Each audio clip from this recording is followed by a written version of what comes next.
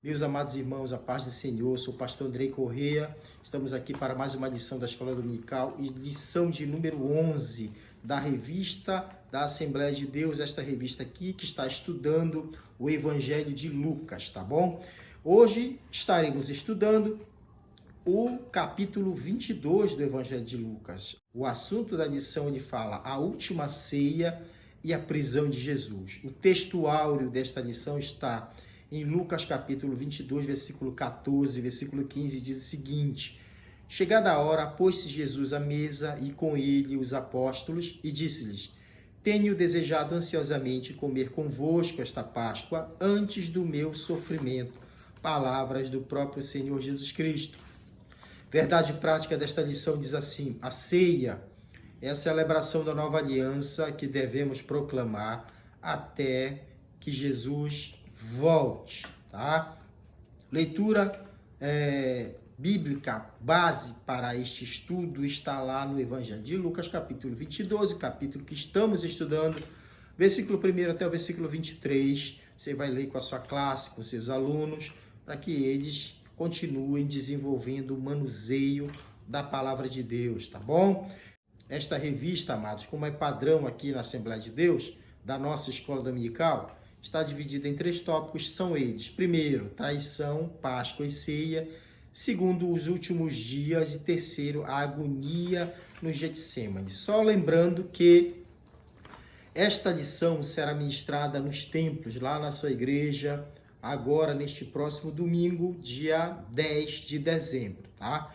Chegamos no mês de dezembro, a lição passada já foi no mês de dezembro, estamos hoje na lição de número 11, faltam 12, 13, 2 lições apenas, lembrando que esta você ministra agora dia 10, temos mais de 2 lições, acabou a revista, acabou o ano, revista nova está chegando aí, lição nova está chegando aí, estudaremos outro livro da Bíblia Sagrada, conforme o programa aqui da nossa Igreja Assembleia de Deus. Amados, vamos começar aqui, nós temos hoje grandes ensinamentos, e primeiro, já falando aqui do primeiro tópico, traição, Páscoa e ceia.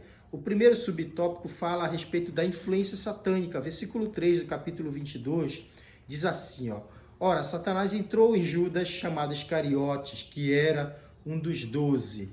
É forte essa palavra, tá? Quando diz que Satanás entrou em Judas Iscariotes, está falando de uma influência, não está falando de uma possessão demoníaca, tá?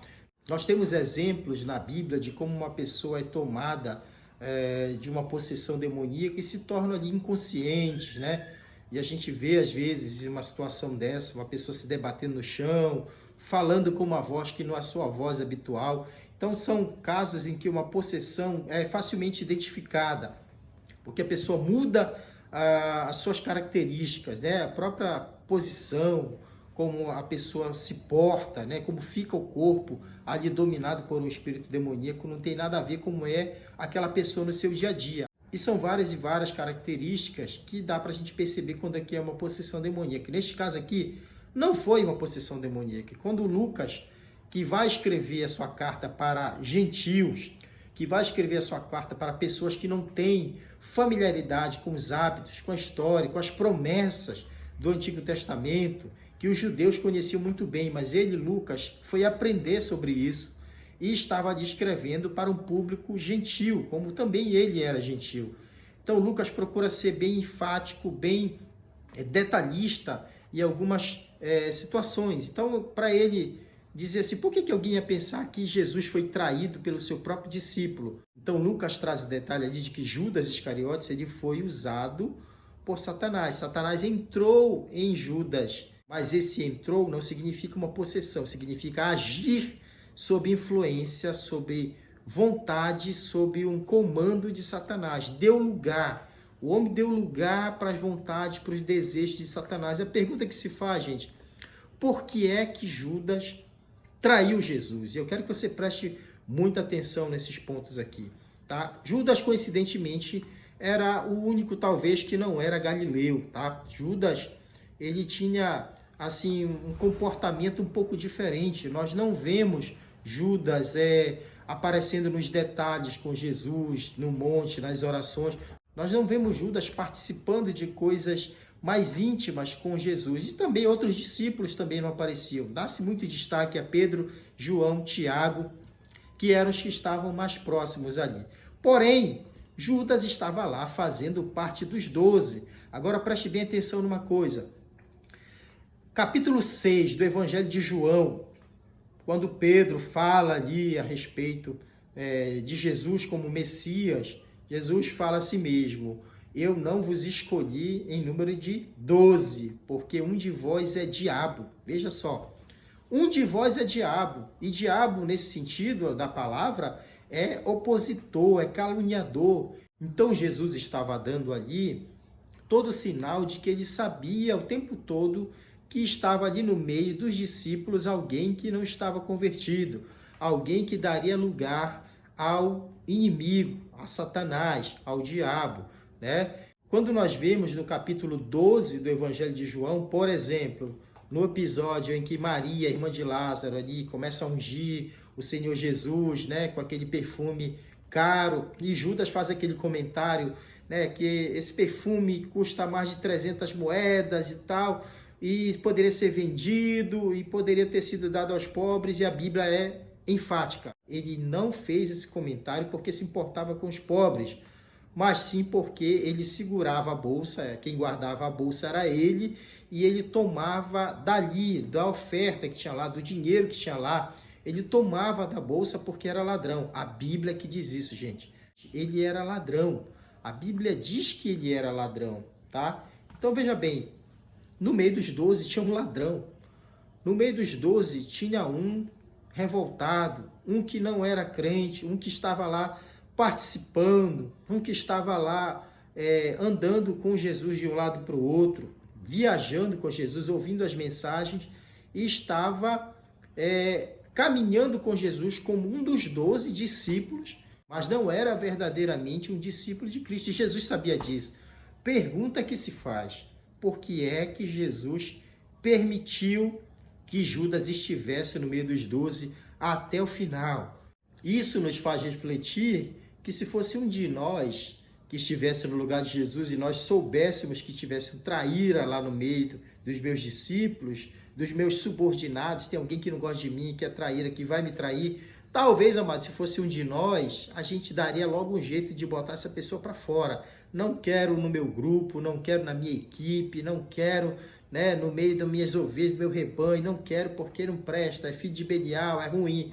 E Jesus manteve esse camarada, permitiu esse camarada lá no meio. O que é que nós aprendemos aqui? Nós aprendemos muitas lições com essa situação de Judas aqui. Porque a pessoa às vezes pode fazer parte do ambiente cristão, pode participar das festas, dos cultos, pode estar lá trabalhando, porque diz-nos a Bíblia, no texto que eu falei, João 12, que ele carregava sacola, que era o responsável ali pelas ofertas, né? Pela manutenção, pelo dinheiro. Quem estava ali responsável pelo dinheiro ali para comprar mantimento, para viagem, para qualquer outra necessidade? Esse homem tinha um trabalho, ele tinha uma função ali, ele estava responsável pelas finanças daquele grupo. Líder era Jesus. Quem que respondia pelas finanças, pelo dinheiro? Judas. Então ele até tinha trabalho. Então veja bem o que eu sempre falo aqui nos meus vídeos. Às vezes a gente confunde espiritualidade, comunhão com Deus, com dinâmica de trabalho de alguém na igreja. Alguém pode ser muito dedicado, fazer a obra, fazer esforçado, corre para lá e para cá, mas isso não é garantia e nem tampouco certeza de que esta pessoa é um dos escolhidos, tá? Vamos lá voltar? Nós entendemos que Jesus, quando separou os 12 discípulos, Judas foi no meio, foi chamado, vem, você vai ser um dos 12. E quando ele fala em João 6, que ele não era um dos escolhidos, eu não vos escolhi número de 12, eu escolhi 11, um dos que estão aqui no meio é diabo. Então veja bem, amados, lutemos para que sejamos escolhidos de Deus, tá? Não somente chamados. A Bíblia diz que muitos são chamados, mas poucos são os escolhidos. Então Judas caiu na arapuca de Satanás, deu lugar o tempo todo, teve ali aquela revolta. E veja bem, há muitos teólogos, estudiosos que dizem assim, quais foram as motivações de Judas para trair Jesus. Então a gente pensa o seguinte, Judas, alguns dizem assim, Judas era um revoltado com Roma e ele sabia que se ele entregasse Jesus, Jesus ia ali se mostrar, ele não se deixaria tomar pelas algemas, pelas cordas, pelos grilhões, não se deixaria ser preso, ser dominado. Então Jesus ia se mostrar ali como Messias, era uma forma dele se revelar. E aí Judas falou, olha, bem, foi eu que fiz isso, eu que provoquei. Ele mostrou agora quem ele é, o rei e o Messias. Talvez algumas pessoas pensem que esta foi a motivação de Judas. Tem gente que defende isso. Outras pessoas defendem que Judas se desgostou ali, né? Ele foi, andou com Jesus, participou, viu quem era Jesus e acreditou que aquele homem realmente seria o rei Messias que meteria a mão na espada e tiraria ali Roma do governo, daria realmente a independência novamente para Israel, para os judeus, e eles ficariam ali como uma nação independente e ele governaria. Então Judas viu que, com o passar do tempo, Jesus não era aquela pessoa que ele esperava. Então ele estava ali fazendo parte de um grupo e talvez não quisesse mais, estava desanimado, frustrado talvez, porque Jesus não era aquela pessoa que ele queria que fosse. E olha só Deus falando com a gente, amados. Quantas pessoas colocam uma expectativa errada na pessoa do Senhor Jesus, né? Entram na igreja, entram no Evangelho, aceitam a Cristo, porque diz, agora vai ser uma bênção, agora não vai me faltar nada, agora eu vou ficar rico, porque o dono do ouro e da prata está comigo, agora aceitei Jesus, e as coisas não vão sendo assim. Judas se frustrou com Jesus, e talvez para não sair no prejuízo, traiu e vendeu o Senhor por 30 moedas de prata. Fez um acordo com os inimigos e vendeu por 30 moedas de prata. Então, amados, muita gente talvez coloca as suas expectativas na fé, no reino dos céus, e acabam se decepcionando, porque não entendem, não conseguem perceber a verdadeira essência, a verdadeira riqueza do Evangelho e a verdade que está por trás na atitude de aceitar a Cristo, de se arrepender dos seus pecados, de esperar o reino dos céus. Muitas pessoas não entendem isso e acabam tendo um fim como teve Judas Iscariotes, tá? Traem o Senhor, vão embora, largam o Senhor por outras coisas, dão mais valor às moedas de prata que tem no mundo, aos prazeres momentâneos da vida, abandonam o Senhor. E Judas fez isso com o Senhor, o traiu, tá? Deu lugar para o diabo e foi considerado o traidor do Senhor Jesus Cristo. Haveria de acontecer? Haveria, mas o próprio Senhor Jesus fala, Filho do homem vai porque a respeito dele está profetizado, mas ai daquele por quem ele é traído. Então esta pessoa quem foi? Foi Judas. Vamos passar para o segundo subtópico, diz assim, ceia da Páscoa, tá? Relato sobre a ceia da Páscoa é mais completo em Lucas que em Mateus e Marcos. O Evangelho de Lucano, no caso o Evangelho de Lucas, relata que Pedro e João são enviados adiante a fim de fazer os preparativos necessários para a ceia. Jesus estava planejando fazer a ceia e logo mais dos versículos seguintes nós vamos entender que ele realmente queria muito cear com seus discípulos. Esta ceia teria um significado muito importante para ele. Ele queria dar simbologia a tudo o que haveria de acontecer daquele momento em diante.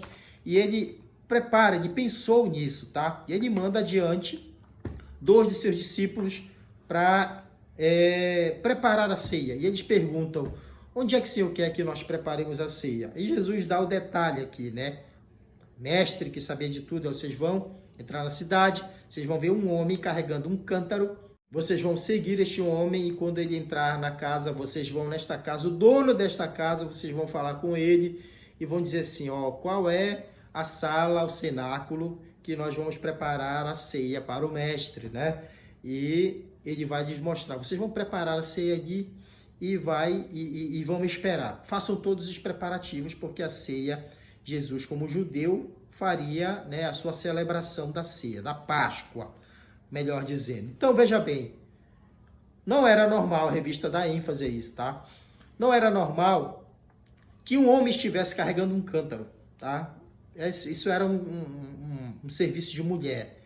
Trazer água num cântaro ou levar era serviço de mulher. Agora, por que neste cenáculo, né? O que Jesus tinha com este homem? Se nós entendemos como funcionava ali Jerusalém no tempo de Jesus, as casas, muitas casas ali na cidade tinham um compartimento superior, um cenáculo, uma sala, um aposento que pudesse servir de abrigo, né, para uma, duas, várias pessoas que estivessem participando de algumas das festas ali que ocorriam em Jerusalém. Então, estes aposentos superiores geralmente tinham a sua entrada, a sua subida por fora da casa, tá? Para chegar a esses aposentos não era preciso entrar na casa, o acesso era por fora. E provavelmente Jesus conheceu este homem, ou era um de seus discípulos, e combinou que ele tinha ali um espaço para fazer a ceia com seus discípulos. Mas mandou 2 de seus discípulos adiante, à frente, para que pudessem fazer antecipadamente os preparativos da ceia. E aí tudo aconteceu da forma exatamente como Jesus tinha dito que aconteceria, tá? Tudo que Jesus fala ao meu respeito, ao seu respeito, com certeza ele irá cumprir, porque a sua palavra é fiel. Amém? Agora, terceiro subtópico aqui diz, a ordenança da ceia do Senhor. Veja bem, Lucas 22:14 diz, chegada a hora. Veja só, versículo 18 diz assim, pois vos digo que de agora em diante não mais beberei o fruto da videira até que venha o reino de Deus, tá? Chegada a hora de comer o cordeiro pascual, pôr do sol, Jesus pôs-se à mesa com seus 12 apóstolos. Cristo deixa claro que ansiava comer a Páscoa com seus discípulos antes do seu sofrimento. De fato, Jesus sentia uma humana e dolorosa ansiedade por estes preciosos últimos momentos de comunhão com os companheiros a quem amava, antes que a morte os separasse deles. Ele também conhecia a importância espiritual que este anoitecer teria para a igreja nos séculos futuros.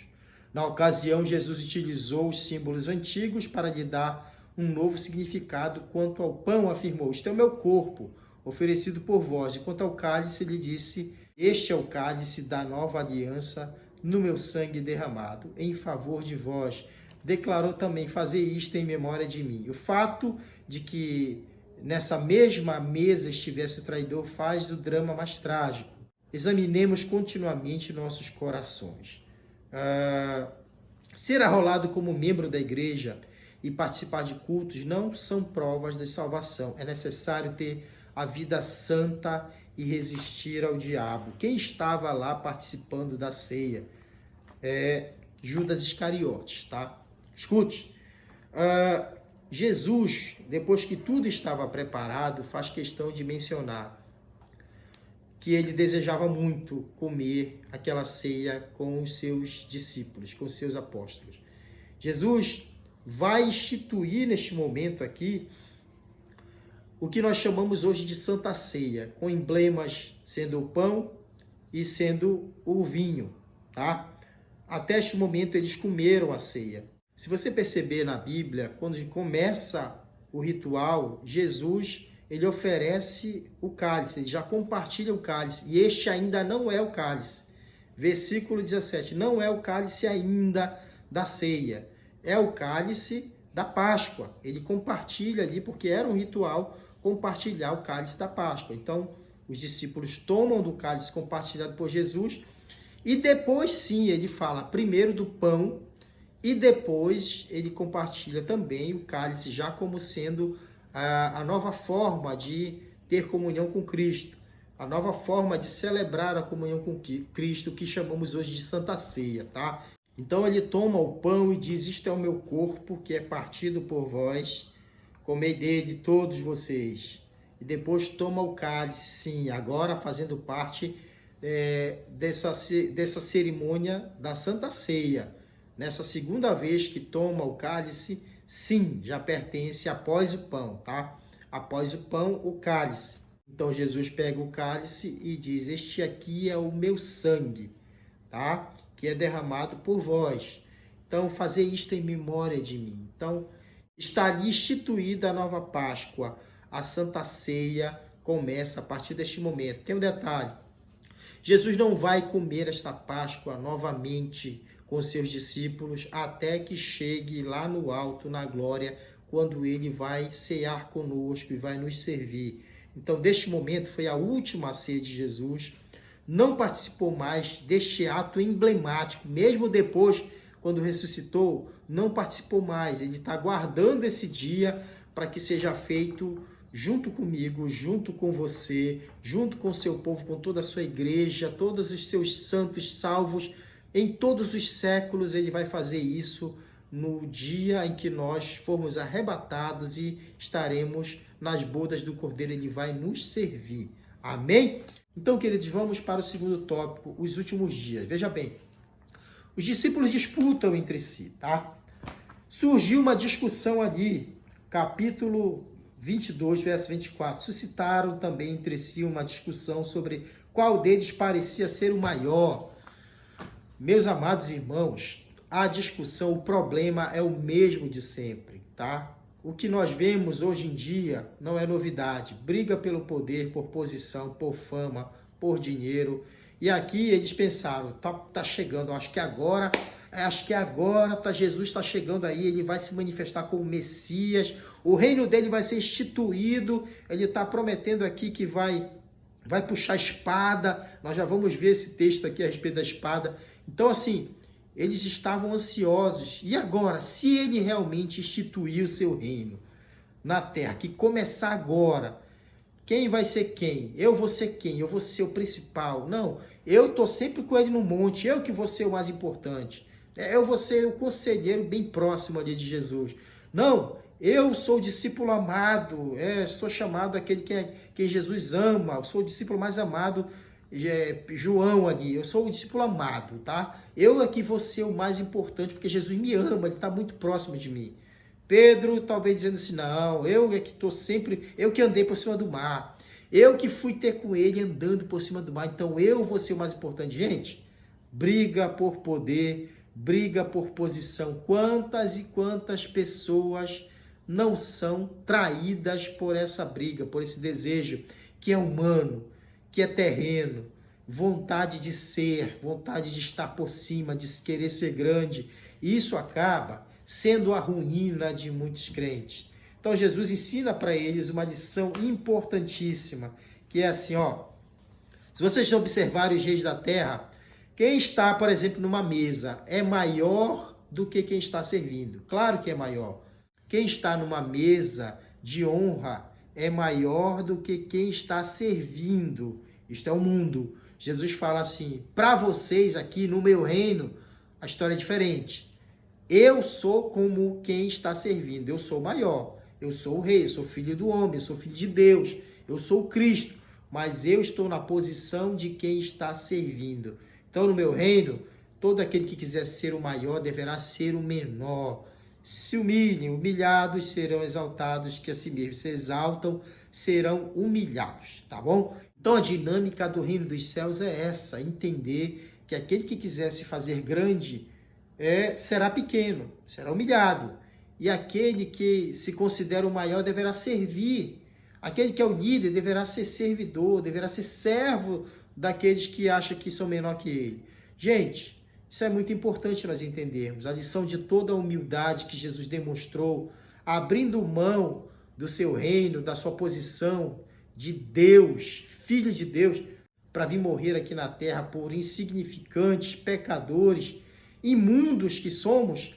Deus se despiu de toda a sua glória, de toda a sua grandeza e veio cumprir este sacrifício aqui, através do seu Filho Jesus. Então, ele nos ensina isso. Quando Jesus olha para um ser humano que está se fazendo grande, prepotente, arrogante, soberbo, Deus fala assim, não, vou ter que cortar, vou ter que fazer ali uma lição, vou ter que dar uma lição nesse crente, porque para participar do meu reino, ele tem que ser o menor, ele tem que ser humilde. Jesus traz essa lição e acabou com a guerra ali, acabou com a discussão, porque os discípulos já estavam se perdendo no caminho, achando que Jesus instituiria o seu reino aqui, já neste momento, e eles estavam disputando quem vai ser mais importante, quem vai sentar do lado, quem vai ser o principal. Que isso, gente? Vamos parar com isso. Então, aprendamos com o Senhor Jesus. Quer ser grande no reino dos céus? Começa a servir todo mundo. Começa a ser pequeno, começa a ser amoroso, humilde. Te humilha, porque no tempo certo Deus vai te exaltar. Amém? Segundo subtópico, diz assim, a negação de Pedro é profetizada.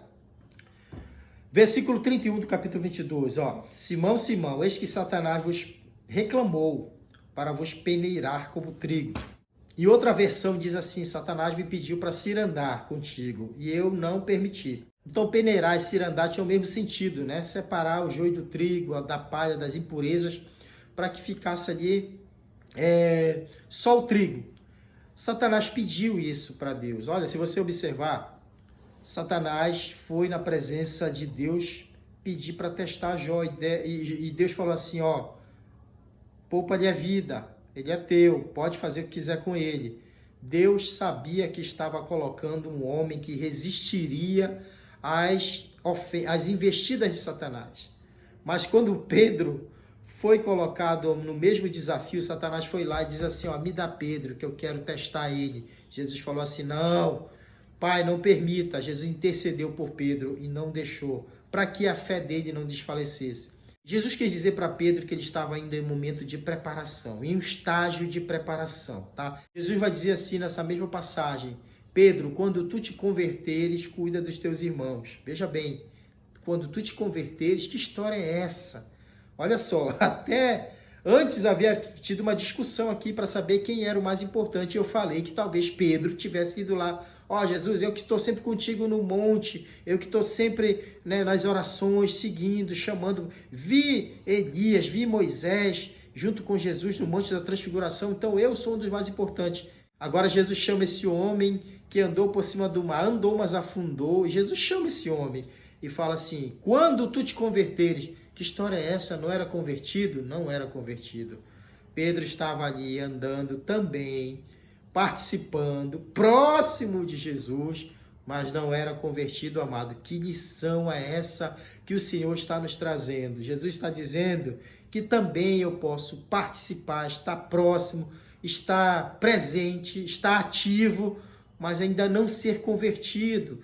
Compara esse Pedro aqui, que vai negar Jesus, com o Pedro que estende as mãos sobre os enfermos, com o Pedro que levanta para pregar e as almas se rendem aos pés do Senhor, com autoridade, com ousadia, ele prega a palavra de Deus e os milagres acontecem, a salvação acontece, conversão acontece. Não era ainda este Pedro que estava lá. Pedro, desta ocasião, não estava convertido, e pode ter muita gente dentro da igreja participando, na aba do pastor, na aba do profeta, na aba do missionário, do evangelista, fazendo lá, seguindo, indo para todo lugar, mas não é convertido. Não se surpreenda quando eu digo essas coisas, amado, pois é uma realidade. Aconteceu no grupo de Jesus, o melhor e mais perfeito líder, o melhor e mais perfeito pastor. Que defeito haveria no comando, na liderança de Jesus? Nenhum, mas no seu grupo tinha um ladrão, que Jesus falou assim, não é um dos meus, não é um dos meus escolhidos, porque é diabo, e tinha um que estava lá ativo para todo lado, participando de tudo, mas não era convertido. Aprendamos com isso. Nós temos a obrigação de aprender estas lições maravilhosas. No grupo de Jesus, ele aceita, mas tem que haver conversão.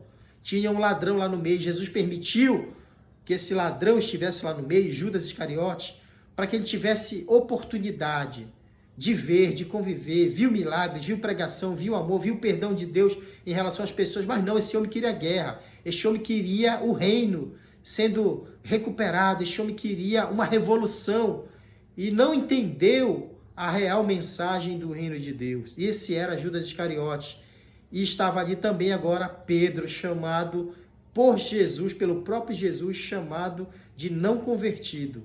Então, era o prenúncio. Aí Pedro disse assim, não, Senhor, eu estou contigo até na prisão, até na morte, vou estar contigo. E Jesus fala, antes que o galo cante, você 3 vezes vai me negar. E negou mesmo, né? Negou mesmo. Nós vamos ver que Pedro negou o Senhor Jesus Cristo lá na fogueira. O Senhor Jesus foi preso, foi levado para a casa do sumo sacerdote. Alguém fez uma fogueirinha ali, ele nega a primeira, nega a segunda, nega a terceira, aí Jesus olha para ele e ele se retira para chorar, de arrependido, de remorso. Por que eu neguei? Eu disse que eu não ia negar, que eu estaria com ele na prisão, que eu estaria com ele até na morte, e ele disse que eu negaria. Eu disse, não, mas negou. Então, o que Jesus fala se cumpre. Agora nós vemos no subtópico 3, Jesus dando as novas diretrizes, tá? Diz assim, versículo 36. Então, lhes disse, agora, porém, quem tem bolsa, tome-a, como também alforje. E o que não tem espada, venda a sua capa e compre uma espada. Venda a sua roupa e compre uma espada. Que isso, né? Jesus está falando que o momento é chegado. O momento dele ser preso, de se cumprir nele tudo aquilo que dele foi profetizado pelos profetas do Antigo Testamento. Veja bem, chegou o momento e ele fala a respeito da espada. Os discípulos entenderam errado. Mais uma vez os discípulos entenderam errado. Ele fala assim, quem tem bolsa, use como alforje. Quem não tem espada, venda a sua capa, a sua roupa e compre uma espada. E eles disseram assim nesse texto, a resposta dos discípulos foi assim, Senhor, nós temos 2 espadas aqui, fica tranquilo, qualquer coisa a gente puxa aqui para defender. E foi exatamente isso que aconteceu. Quando Jesus foi preso, tá? Só que os discípulos, mais uma vez, não entenderam que essa espada que ele estava falando não era nesse sentido que eles queriam, tá? Então, assim, vamos tomar o reino à força. O que nós temos aqui? Já temos 2 espadas. Sim, meu Deus do céu. Esse era o entendimento dos discípulos. Neste momento, Jesus faz esses homens lembrarem da dependência e do quanto na sua trajetória aqui na terra nada desfaltou. Nos envios, nas missões que eram dadas, nada faltou para esses homens. Agora, eles estariam assim sendo considerados sozinhos. Jesus estaria sendo levado para o sacrifício e eles iam se sentir sozinhos, né? Eles iam se sentir desamparados, tá? E talvez, diz aqui a revista, por não terem compreendido a essência no plano de salvação, os apóstolos tentam evitar a prisão, tá? O que acontece quando os soldados chegam ali, junto com fariseus, com uma pequena multidão, eles tentam realmente puxar a espada para tentar defender Jesus e impedir que ele fosse preso, né? Essa agonia do Getsêmani, diz aqui terceiro tópico, primeiro, subtópico diz tormento e perseverança. O texto diz assim, amados, o versículo, então lhe apareceu um anjo que do céu confortava. Estando em agonia, orava mais intensamente, aconteceu que o seu suor se tornou em gotas de sangue caindo sobre a terra. Depois da ceia, ele pega os seus discípulos e vai para onde? Para o Monte das Oliveiras, seu refúgio de oração, o lugar que ele costumava ficar para pedir orientação, força, né, espirituais para vencer todas as investidas do inimigo através da vida dos fariseus, saduceus, sacerdotes, principais de sacerdotes, pessoas que queriam eliminar a presença de Jesus. Então, ele vai para o Monte das Oliveiras, separa os 3 principais mais chegados e se afasta destes também e vai orar mais à frente. A oração fica intensa, ele volta com os discípulos, eles estão dormindo e ele fala a célebre frase, né? Vocês não puderam estar vigiando nem um só momento comigo, vigiai e orai, para que não entreis em tentação. O espírito, na verdade, está pronto, mas a carne é fraca, tá? Então, acabando desse momento aqui de oração, suor, com sangue, né? A sua alma angustiada, agonia, chegam as pessoas que lhe vão prender, né? Cadê o crente Judas? A pergunta que se faz é essa.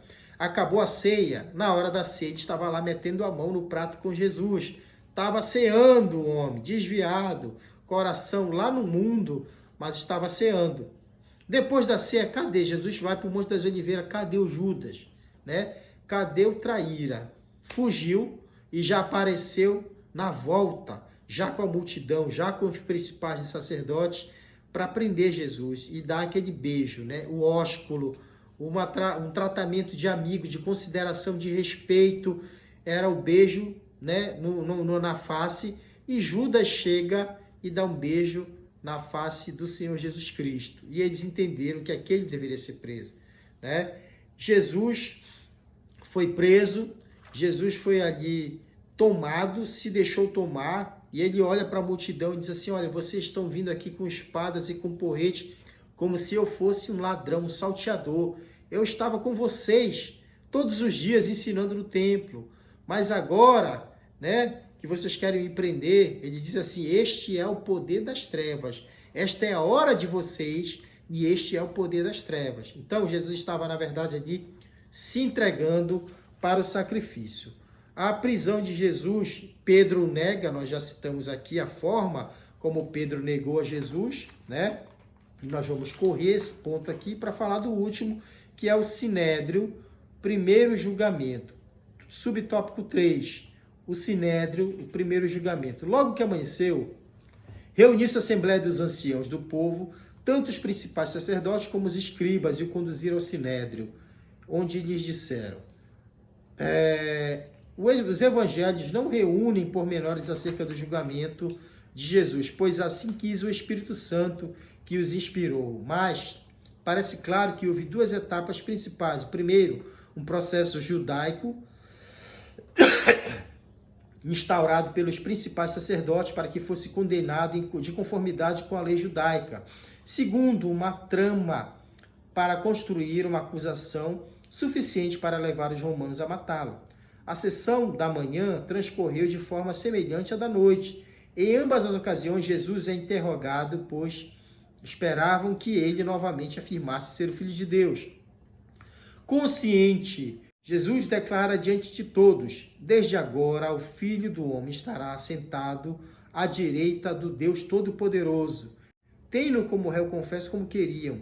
Não precisam de testemunhas, nem mesmo das falsas que haviam conseguido. A manobra era alegar diante do tribunal romano que Jesus desafiava César, pois se declarava o verdadeiro rei de Israel. Então, havia um plano. Não podiam simplesmente dar cabo da vida dele, porque além de Roma, que o condenaria, tinha um povo que estava ali, né, por perto de Jesus, querendo vê-lo. Mas, amados, o fato é que eles conseguiram uma forma, através da declaração de Jesus, dizendo-se o Filho de Deus, que realmente o é, eles conseguiram achar na lei crime. Se ele é rei dos judeus, ele é também um rei que se revolta contra César. E eles não acreditaram, não passava na cabeça desses homens que realmente estava ali o verdadeiro rei dos judeus. Então o raciocínio é o seguinte: se ele está se dizendo rei, ele está se colocando contra o reinado de César, está sendo o opositor de César. E esta foi a acusação para que ele fosse preso, né, e morto, crucificado como um criminoso, como alguém que estivesse cometendo um crime contra Roma. Amém? Então, amados, essa situação da prisão e da morte de Jesus dá-nos a entender que ele se entregou, tá? Em outra passagem ele vai dizer: por acaso não poderia eu clamar ao meu Pai que está nos céus e ele não me mandaria 12 legiões de anjos para que eu não fosse preso, né, por vocês? Então Jesus estava ali cumprindo o que a respeito dele fora profetizado, tá, amados? Esta lição é maravilhosa. Eu desejo profundamente que você tire esses ensinamentos e compartilhe com os seus alunos da sua classe. A aplicação pessoal, para encerrar, diz o seguinte: quem participa dos sofrimentos de Cristo, sentar-se-á à mesa com ele novamente.